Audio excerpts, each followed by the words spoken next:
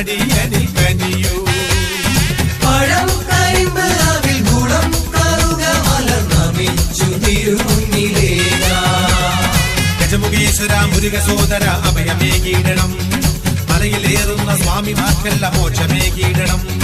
ഗജമുഖേശ്വര മുരുക സോദര അഭയമേകീടണം. മലയിലേറുന്ന സ്വാമിമാർക്കെല്ലാം മോക്ഷമേകീടണം.